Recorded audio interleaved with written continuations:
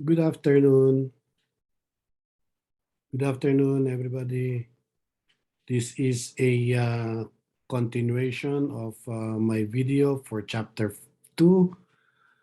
I am sorry I have to cancel most of our classes because I am still in quarantine. This is my second week.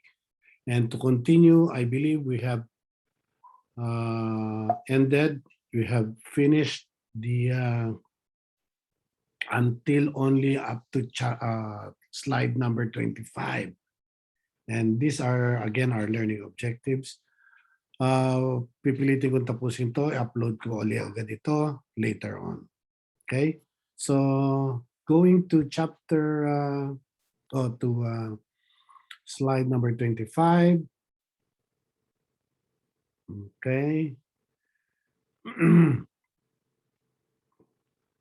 Okay. Let's start with 22. Oh, man. Tama, 22. As previously discussed to you, the normal balances of each accounts ay pag asset, debit, pag liabilities, credit, at pag capital account, credit. Drawing accounts are, normal balances yan, ay debit. And ang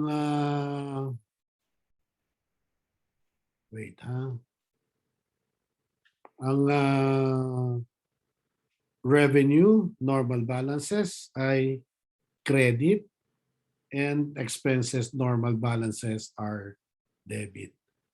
And as I have, when I started this topic, this chapter, sinabi ko sa inyo that analyzing the transaction is the most important part of the accounting process. If you're going to spend 1 minute for each transaction, you have to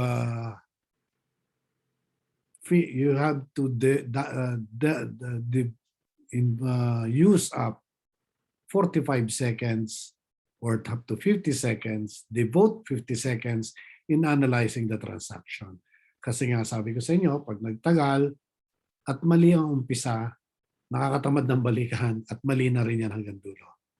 Okay, so you can see this in your book. This is again a cheat sheet which you can use. This is in the book as Exhibit 3 of Chapter 2. Again, I have discussed this. Yan. Giving you a sample exercise. Drawing is debit balance only. Normal balance is debit. Accounts payable, you can debit and you credit. Normal balance is credit. Cash, debit and credit. Normal balance is debit. Siyempre, pag naglabas ka, kay credit mo. Fees earned, credit balance yan, normal. And supplies, of course, debit, credit kasi madadagdagan, nababawasan. And utilities expense, normal balance yan ay debit. Continuing, this is our continuing problem. As I have told you, this is Chris Clark, and Net Solutions will be our sample account or problem in the whole of this book. Chris Clark opens a new business and deposits $25,000 in the same Net Solution. So now, these are the important details of a transaction. This is a journal. As you all know, you record your transaction to your journal. The important and date, what is your debit, what is your credit, and how much is your debit, and how much is your credit.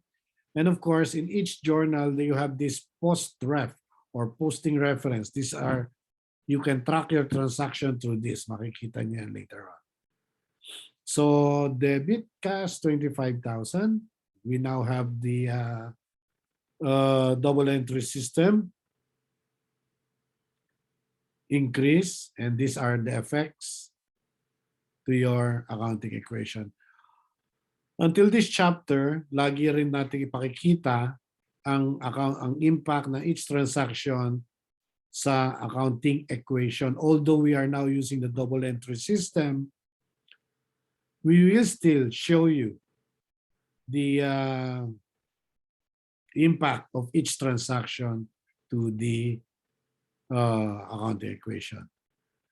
Journalizing requires the following steps: the date of transaction, the title of the account, how much is the title of account to be debited, how much is the title of the account and the amount to be credited, brief description, that's very important. Katulad dito step 4, you have to briefly explain what kind of transaction is that. Kaya nga masasabi natin, the journal is the book of original entry, at lahat ng kwento tungkol sa transaction na yan ay makikita nyo sa journal. Okay? So from kailan nangyari, ano na apektuhan, ano ang tumaas, anong bumaba kung meron man, at anong klaseng transaction yan, magkano dinebit at magkano kinredit, at dito sa step 5, saan mo makikita yan ledger.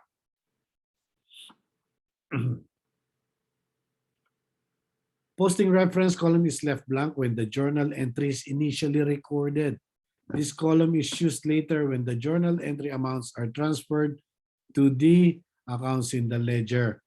After you journalize, you post it in the ledger, and that's the time that you will use or you record in the posting reference column which ledger you transfer the amount. Makikita yan lagi. Makikita nyo yan later. Oh, so what is a journal? The transaction is initially entered in the record called the journal. That's the book of original entry, the journal. And the process of recording is journalization. Okay? So you will have to know the differences. The entry is called a journal entry. The transaction is recorded in the journal. The process is called journalizing, and the entry in the journal is called a journal entry. Now, on November 5, ito na-discuss na natin ito dati, kaya nga lang gino-journalize na natin. November 5, we paid 20,000 for the building. Ano, debit lang because there is an increase in asset, and credit cash because there is a decrease in asset. November 10, purchase supplies on account. Debit supplies.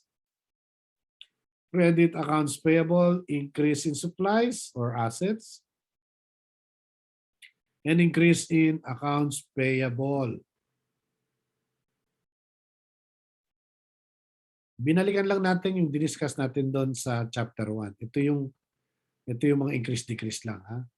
On November 18, Net Solution received cash of 7,000 from services provided. So there is an increase in cash, debit cash, 7,500. Credit fees earned, which is a revenue account. So increase in assets and increase in owner's equity. Incurred expenses, nagastos na siya. Alam niyo yan, debit expenses. O, sabi natin, normal, pag nag-increase ang expense, you debit and you credit the asset because you paid, nabawasan ang cash mo. Increase in expenses, which is a decrease in owner's equity and a decrease in assets. Paid creditors, binayaran yung inutang niya, di ba? Debit accounts payable, nabawasan ang payable, kaya dinebit, and credit cash, debit accounts payable, credit cash, decrease in liabilities, and decrease in assets. Net Solution purchased 1,350 of supplies on a. He determined that at the end of the month, 550 na lang ang supplies. So magkano na gastos? 800. Debit supplies expense, credit supplies. Decrease in asset and increase in expenses which is a decrease in capital or owner's equity. Nag-withdraw ng cash. Debit, Chris Clark drawing, credit cash. Notice lagi may explanation yan Kaya pag gagawa kayo ng entry, lagi may explanation. Short explanation lang.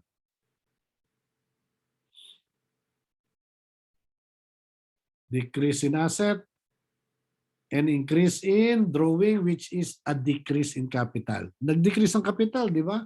Kasi nagbawas siya ng capital. Nag-draw siya. Alright. Now, what is the journal entry for this? Nasa libro rin to.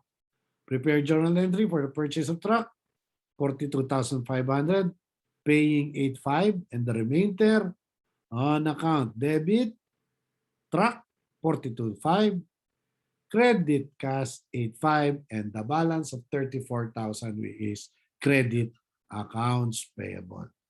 Napakadali. Kaya nga lang importante, dapat ina-analyze nyo ang transaction. Okay. Describe and illustrate the journalizing and posting of transactions to accounts. Now, natapos nyo ng record, ipapasok nyo na sa ledger. Kasi, what is a ledger? What is posting? The process of transferring the debits and credits from the journal entries to the account is called posting. Ledger na ngayon. On December 1, pay the premium of 2,004 for an insurance. December 1 na to, So, natapos na yung November 30. Mamaya, pakikita ko sa inyo kung magkano balanseada ng balance ng ledgers. On December 1, Net Solutions paid the premium of 2,400 for an insurance policy for liability, theft, and fire. The policy covers a 1-year period. So, ang insurance, protection yon ng tao para sa assets niya na hindi, kung magka-aksidente man, ay may bumalik na pera. Kaya nagbabayad siya ng premium, yun ang gastos niya para sa insurance ng kanyang for this matter, fire ng building. So for 1 year, 2004. Kung tutuusin, in 2004 na yan, for 1 year, magkano isang buwan? 200 in effect. 200 in effect ang expenses. So what's the entry? Debit, prepaid insurance, it is an asset. And credit, cash, 2,400. Paying a premium of 1 year for the policy. Increase in assets, which is prepaid insurance or prepaid expense, and decrease in asset. The date of transaction is entered in the date column of the prepaid insurance journal. Ito journal, and inilalagay sa ledger. Ang ledger natin dito, 4 column. Ang tinuro ko na sa inyo, yung T account, it is the most simple ledger, T account. Pero as I think I have discussed this with you already, the T account is a simple ledger, but our book is designed for a computerized accounting system. Kaya 4 column ang ledger niya. So from the journal, yung prepaid insurance, papasok sa ledger 2004. Yun, debit. And what's the posting reference? Page 2, lalagay mo sa ledger ng journal. Kasi December na, November yung page 1 niya. At sa journal, ilalagay mo account number 15 because your prepaid insurance is account number 15 in your chart of accounts. Okay? These steps are repeated to post to the cash transaction. Ano nangyari doon sa cash? Yung cash, nabawasan, di ba? Kasi nagbayad siya ng premium, 2,400. Page 2 rin, galing doon sa page 2. At yan. If you will just have your book, you can follow these exhibits more in detail in your books. However, in-explain ko rin dito sa inyo sa video. On December 1, Net Solutions paid rent for December. The company from which Net Solution is renting now requires first of each month bayad na raw. So debit, rent expense, 800, credit cash, 800. Decrease in asset, increase in expenses. On December 1, Net Solutions received an offer from a local retailer to rent the land purchased on November 5. Okay, tatandaan nyo ha. It is very important that you know and you're very much aware of the dates. So in December 1, may nag-offer. Tandaan nyo, may binili siyang lupa worth 20,000. Di ba? Noong November. Yung kapitbahay niya, may nag-offer. Sabi niya, upahan ko yung lupa mo, hindi mo pa naman ginagamit. Ha? Gagawin ko lang parking sa mga empleyado ko at customers. Kapitbahay niya si customer din. So sabi ni Net Solutions, ni Chris Clark, sige, 3 buwan lang. Bayaran mo ako ng advance ng 360. So, mula December 1. 3 buwan, so December, January, February. So, paano yun? 3 buwan. Magkano pumapatak sa isang buwan? 120, 360. Pero, kinita na ba niya yun? Hindi pa. These are revenues already received but not yet earned. So every end of the month, you'll have to adjust this. Merong adjusting journal entry, which is in the next chapter. So, anong record niya sa December 1? There is a liability that he has created upon receipt of the 360. Sir, bakit nagkautang? Di ba December 1, binayaran siya para sa 3 buwan. Hindi pa napaparaanan. Ika nga, kumbaga sa atin dito sa Batangas, hindi pa napaparaanan. So, hindi pa niya kinikita. Malay mo bukas, December 2, umayaw na. So, wala kang magagawa kundi sa uli yung $360. So, it is an unearned revenue. Revenues already received but not yet earned. Natanggap mo ng bayad pero hindi mo pa kinikita. Parang advance payment. Yun, advance payment. Okay? So, debit cash, credit, unearned rent, which is receipt of advance payment for 3 months rent, increase in asset, increase in liabilities. Pagdating ng December 31, kinita na niya 1 buwan. Kaya i-reverse yung 120. Later, I'll show you. And December 4, purchase supplies on account. Office equipment pala. Debit, office equipment, which is an asset. Credit, accounts payable, which is liability, 1,800. Increase in asset, increase in liability. December 6, paid 180 for a newspaper advertisement. Debit, miscellaneous expense, credit, cash. In-advertise niya yung business niya. Yan. Increase in expenses and decrease in cash. O, di ba may utang pa siya, 400 nagsulong. Debit accounts payable, 400. Credit cash, 400. Sulong. Decrease in asset and decrease in liabilities. Kaya nag-debit ng liabilities, nabawasan ang utang niya, nagsulong eh. Kaya nag-credit ka ng cash is because nabawasan ng cash kasi nagbayad ka ng utang. On December 13, Net Solutions paid the receptionist part-time, $950 for 2 weeks. Kumuha siya ng receptionist. Maganda negosyo. Debit wages expense, $950. Credit cash, $950. The increase in expense, which is a decrease in capital, and decrease in asset, which is cash. December 16 na. May kinita na naman siya. Earned, received 3,001. So, ibig sabihin, binayaran siya. Debit cash, 3,100. Credit, fees earned, 3,100. Increase in assets, which is cash. An increase in revenue, which is also an increase in your owner's equity. He also earned on account. So, ibig sabihin, meron siyang binigyan ng serbisyo na hindi pa niya nasisingil. Pero kinita na niya noong December. So, debit, accounts receivable.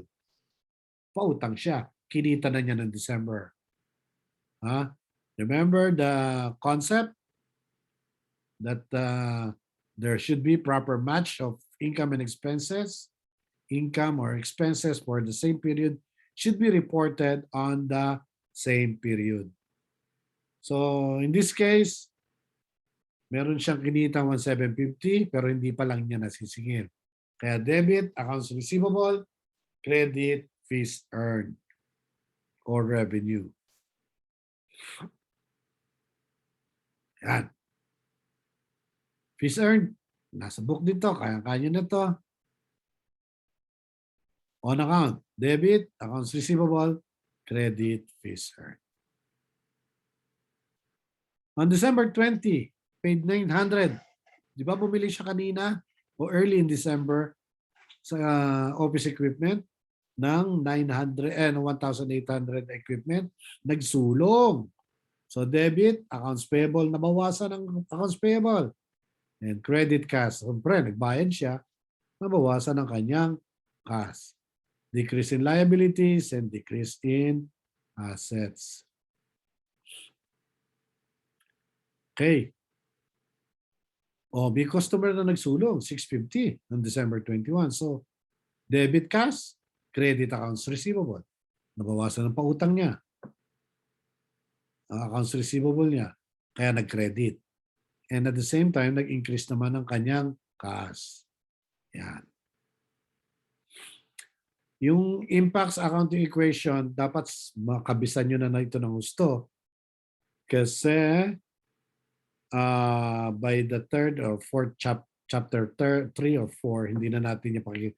Dapat automatic na alam nyo na ang impact ng each transaction sa accounting equation. December 23, nagbayad ng supplies. Nagbayad. Debit supplies, credit cash. Bumili. Cash. Increase in asset and decrease in asset then at the same time. December 27, nagbayad na uli, 1,200. Wages expense, credit, cash, 1,200. 310 for telephone bill, utilities expense, debit, 310, credit, cash, 310.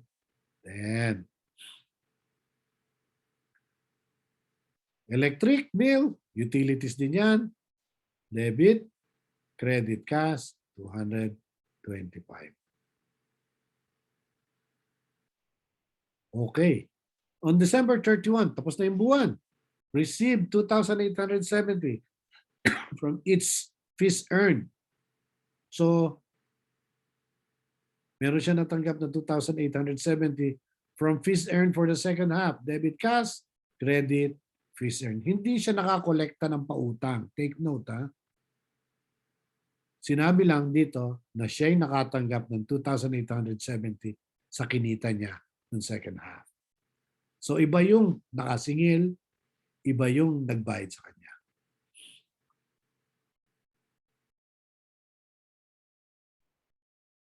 Okay. Fees earned on account naman for the second half. Ito yung mga nabigyan ng serbisyong customer pero hindi pa lang niya nasisingil. Debit, accounts receivable, credit, fees earned. Ayan.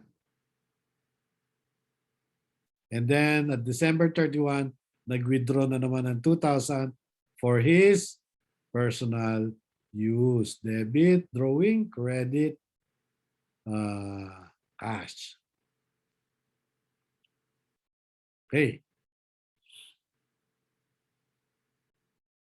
Yan, nasa libro rin yan. Napakadali niyan.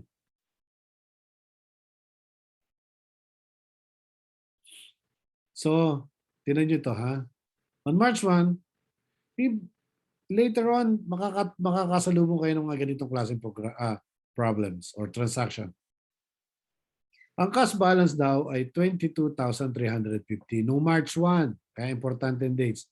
Noong buong buwan ng March, nakatanggap siya ng 241,880. Pero nung March 31, 19,000 na lang daw ang cash niya. 19,125. Ang hinahanap dito, magkano lumabas na cash. So, 22,350. Nadagdag mo yung cash. At yung balance na lang daw. So, 19,125 plus 19,125 is equals to 22,350 plus 241,880 minus cash payment. And my cash payment is equals to 22,350 plus 241,880 19,000 minus 19,125. So total cash payments ay 245,105. It's a matter of analysis. You should know how to analyze the transaction talaga. Now, these are the ledgers. These are the transactions. These are all in your book. Ha? Makikita niyo yan sa book. Yo. So, pinakamarami syempre yung transactions sa cash. From November to December. Land, syempre walang nabago kasi no November 5 siya bumili. Office equipment, ito yung 1.8 na binili niya. Accounts payable, 900 na lang.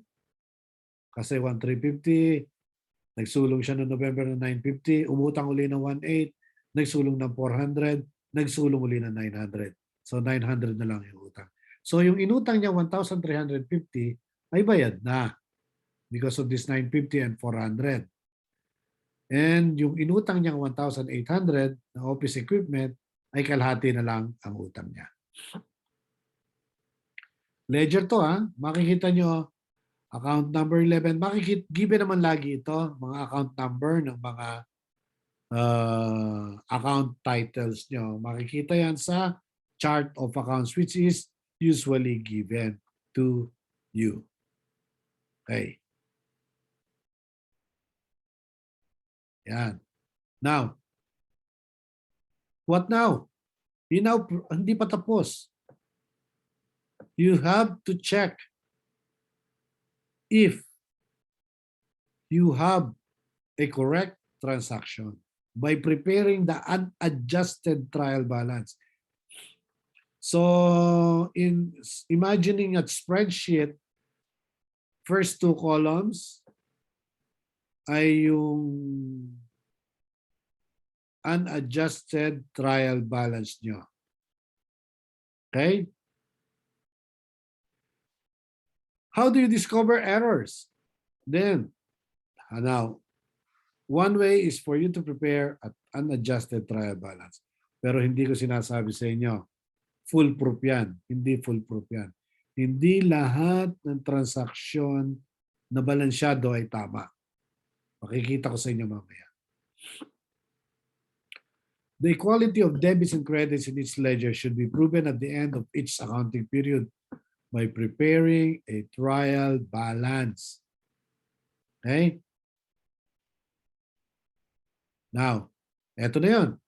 Saan galing to, sir? Saan galing to, sir? Yung trial balance na ito, dito. Di ba? May mga balansyado, tinayo.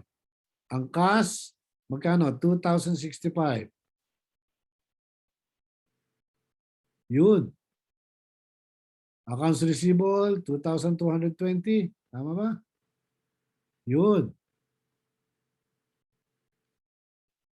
Land, 20,000. Prepaid insurance, walang transaction kundi isa yan. Pati yung land. Office equipment, 1,800. Pangita. And the balance should be the same. At yung bottom figure should be the same. Yan ang unadjusted trial balance. Take note, There should also be the title, the heading. And una, syempre ang assets, tapos liabilities, and income and expenses, revenue and expenses. Now, one way of checking your errors ay checking if you had a transposition error.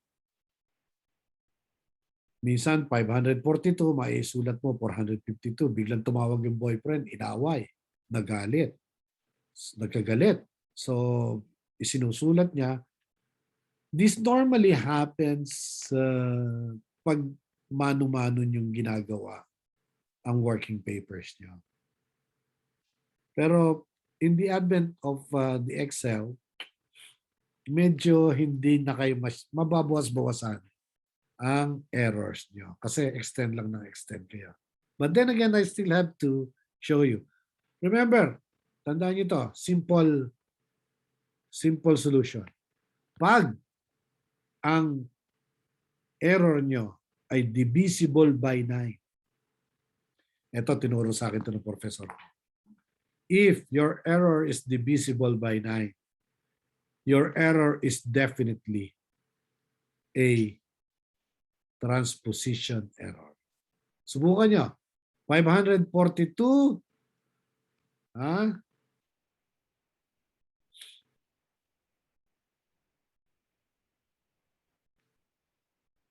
542 minus 452 is 90. Divisible by 9. 542 minus 524 is 18. Divisible by 9. Di ba? Miski anong gawin mo dyan pabalik-baliktad? Basta divisible by 9 ay sigurado ang error mo ay transposition. I'll bet you. I'm out.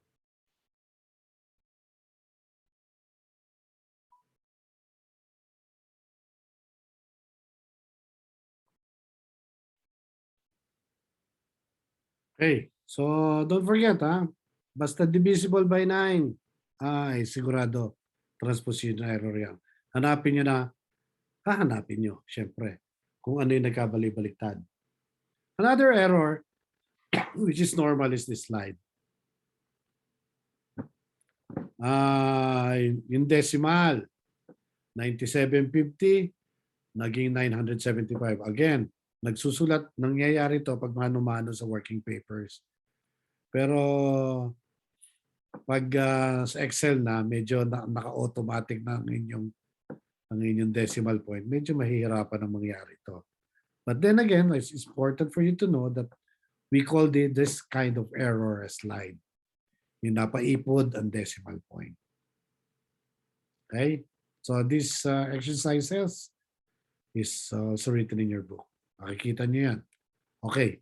Letter A, payment of cash withdrawal. What will happen if this error happens? Kaya sinasabi ko sa inyo, hindi lahat ng balanse tama. Kasi katulad nito, letter A.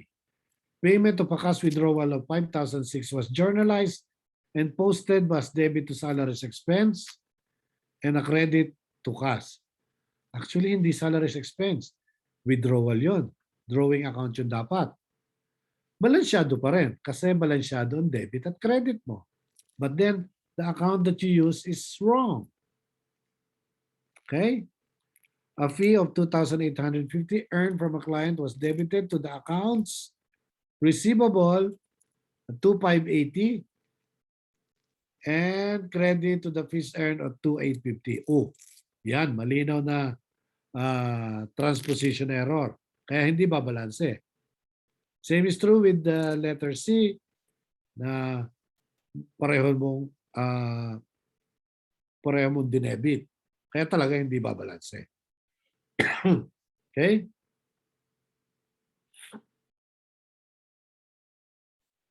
If an error has already been journalized, you need to prepare a correcting journal entry. Hindi pwedeng pawi-pawi. Na i-record mo na i-post mo na sa ledger. Hindi pwedeng pawiin yon. You have to prepare a correcting journal entry which you will learn later on sa Chapter 3 as an adjusting journal entry. Another type of error is a posting error. Assume that on May 5, 12,500 purchase of office equipment on account was incorrectly journalized and posted as a debit supplies. You need to prepare a correcting journal entry.